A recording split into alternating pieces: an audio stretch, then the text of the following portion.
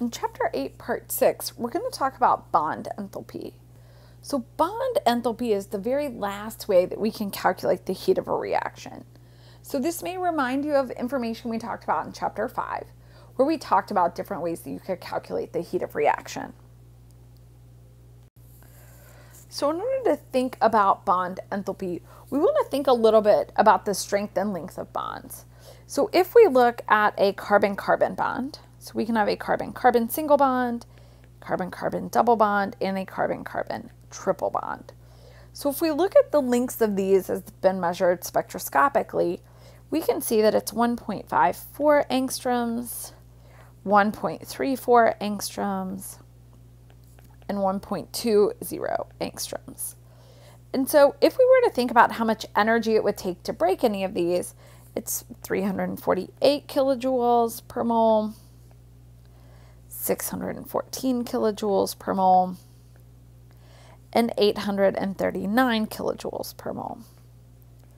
So when we think about the length of the bond, it turns out that when you increase the number of electrons between two elements, it draws them tighter together. If you were to imagine a rubber band, if you twist it over to where it's looped, it doesn't have as much give. If you were to twist it over again to where it's looped over 3 times, it's a much smaller distance between the loops. This is the difference between these. We also know that it's easier to stretch an unlooped rubber band. So this is the energy required to break this bond. And so both the distance or the amount of energy that's required will always be provided to you.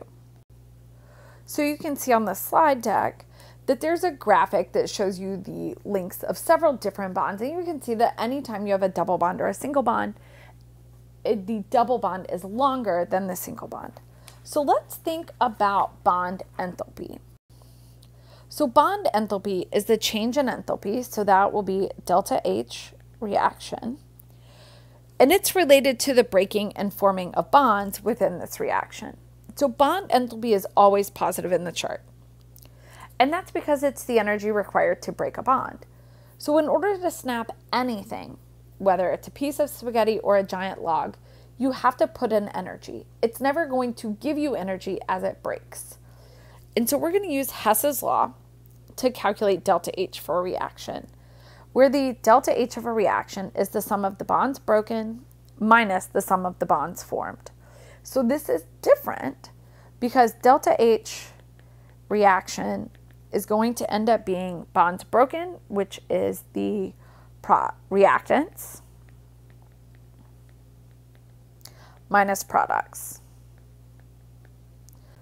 So let's think about an example where we have H, CH3, otherwise known as CH4, plus Cl2 gives us CH3Cl plus HCl. And we want to calculate delta H reaction. And so there's 2 things at play here. One, we need to be able to draw an accurate Lewis dot structure using all the skills that we've learned in this chapter. And 2, we want to be able to determine the number of bonds broken and the number of bonds formed. So I like to create a little table. So we have 1 chlorine-chlorine bond because Cl-Cl is going to be this with its lone pairs.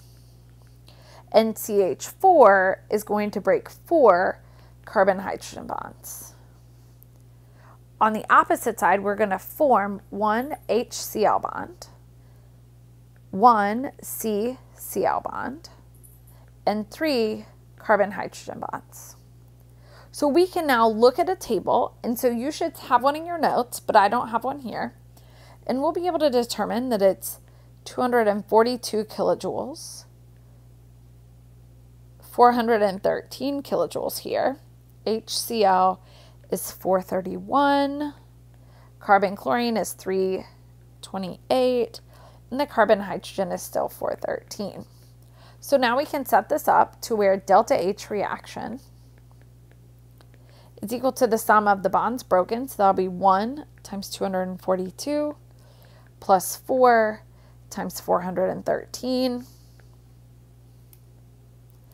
minus 1 times 431 plus 1 times 328 plus 3 times 413.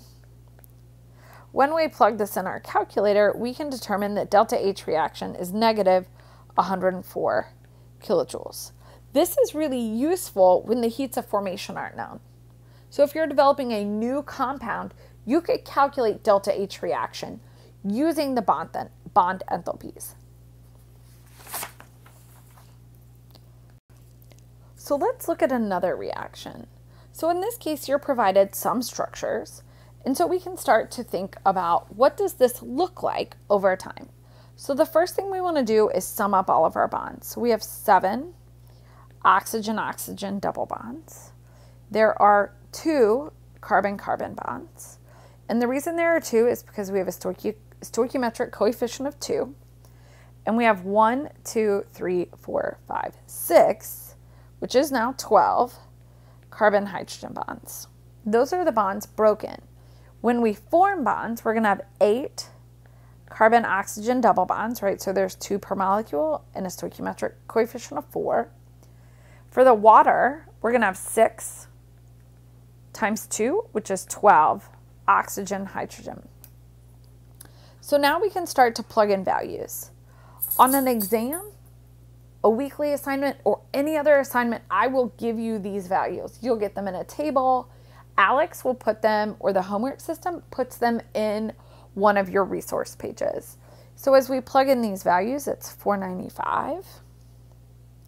Carbon-carbon is 348. Carbon-hydrogen is 495. Whoops, that's backwards. This one is going to be 413. So we have 799 here and 463 here. So now we can just plug these in to calculate delta H reaction. So delta H reaction is going to be 7 times 495 plus 2 times 348 plus 12 times 413 minus 8 times 799 plus 12 times 463. So when you plug all of this into your calculator, we can get that delta H reaction is negative 2,831 kilojoules.